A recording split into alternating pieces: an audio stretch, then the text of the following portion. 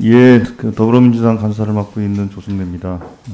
데이터산업진흥원장 네. 뵙겠습니다. 아까 우리 그 홍익표 의원께서 몇 가지 이제 데이터 관련된 자격 시험에 대한 지적을 하지 않았습니까? 실제로 이제 데이터산업진흥원에서는 데이터 인력을 양성하기 위해서 뭐 여러 가지 프로그램들 하고 있고, 또 데이터 자격 검정도 진행을 해서 뭐 데이터 아키텍처라든지 뭐 SQL이라든지 데이터 분석사 뭐 이렇게 저 자격 검정 시험도 치르고 있는 거 아니겠습니까? 네, 맞습니다. 그렇죠. 예. 그 지난번에 빅데이터 분석 기사 시험 오류 발생해가지고 아주 엄청나게 혼란이 있었던 적이 있었죠. 네.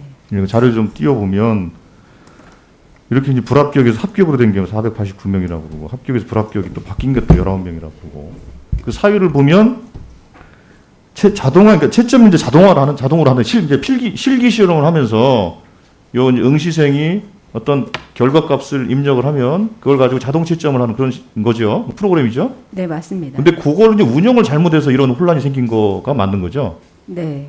예, 그래서 여기 있는 것처럼 수험생 한 명마다 그 설정 시간을 너무 짧게 해가지고 발생한 오류라든지, 그러다 보니까 이제 이 결과값이 누구의 값인지가 정확히 입력이 안 된 거죠. 그렇죠?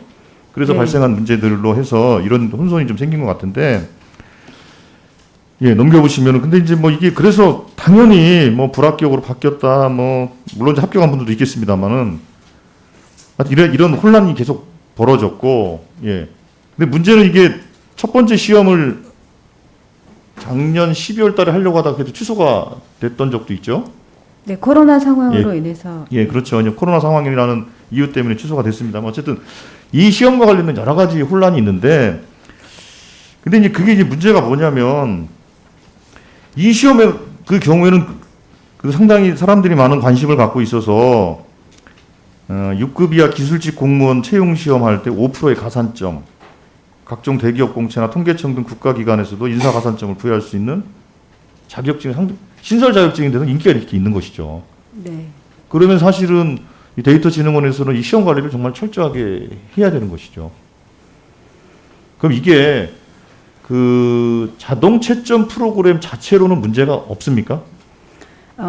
말씀하신 것처럼 저희가 처음 시행하는 시험이고, 그리고 여러 취준생들이나 관심 있는 분들의 성원에 미치지 못한 관리를 한 부분에 대해서는 다시 한번 사과의 말씀을 드리고, 저희가 재발 방지를 위해서 다양한 노력을 하고 있다는 말씀을 좀 드리고 싶습니다. 자동 채점과 관련해서는 저희가 이제 클라우드 기반으로 시험을 보다 보니까 그 시험 결과를 이제 내려받아서 진행하는 과정에 수작업으로 핸들링해야 하는 부분이 많이 발생을 해서 그 부분을 줄이기 위한 자동 채점을 이제 도입을 했던 건데, 이 부분이 오히려 이제 좀 혼란을 야기한 면이 있어서 이번 시험 재발 방지를 위해서 자동 채점과 수 작업을 병행하는 형태로 해서 재발을 줄여나가도록 뭐 이런 문제가 생기지 않도록 만전을 기하도록 하겠습니다. 예, 그러면 지금 저 데이터진흥원 말고 기타 지금 그 여기에 출석해 하신 5개 기관 중에서 운영하고 있는 시험 중에서 이렇게 요번에 문제가 된 그 자동 채점 프로그램으로만 채점을 하는 그 자격 검정 시험은 없습니까? 혹시 니아라든지 뭐 키사라든지 없습니까? 자, 그러면요. 예. 예, 실무적으로 확인해 봐야 될 것 같습니다. 예, 그러시면요. 저 차관님. 예, 예. 보통 이게 이제 뭐 소프트웨어 관련된 그 자격 혹은 검정 시험의 경우에 이제 실습을 하게 되면 그거를 이제 아까 민 원장님 말씀하신 것처럼 클라우드에 이제 답안을 제출을 하지 않겠습니까? 답안을 제출하면 그거에 대해서 이제 자동 채점 프로그램 같은 것들이 아마 운영이 될 것 같은데, 혹시 그 자동 채점 프로그램이 어떤 프로그램들이 운영이 되고 있는지, 그 기관에서는 과연 어떤 시험들이 되고 있는지, 그거에 대한 채점 프로그램이 과연 정확한 것인지, 관련된 인증은 어떻게 하고 있는 건지, 그거에 대해서 조금 파악을 하셔서 종감전까지 좀 보고를 해주시기 바라겠습니다.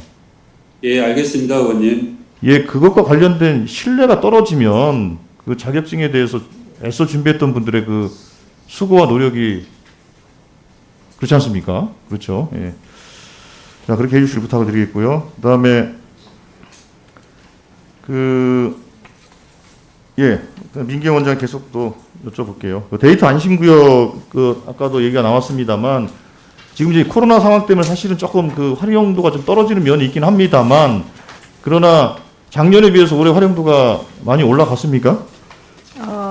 코로나 상황으로 인해서 일부 운영을 중지한 기간도 있기는 하지만 전체 이용자 측면에서는 전년 대비 줄어들지는 않은 상태입니다. 예, 그리고 오히려 이제 그 코로나로 인해서 사실은 그 충분히 이용할 수 있는 여건이 안 되고 있음에도 불구하고 사실은 그거에 대한 그 이용에 대한 요구 같은 것들은 많은 것 같아요. 근데 네, 이제 문제는 그게 이제 서울에 집중돼 있다 보니까 서울에만 있다 보니까 어떤 문제가 발생하냐면 제가 지난번에 거기를 방문해서도 말씀을 드렸습니다만 카이스트의 감염병 모델 예측을 하는데도 그 카이스트 교수들이 다 서울에 와서 데이터 안심구역을 이용한다든지 이런 상황에 되는 거죠. 그래서 지역에서도 접근할 수 있도록 데이터 안심구역 등을 좀 많이 좀 확대를 하는 거에 대해서 좀 검토를 해주시길 바라겠습니다.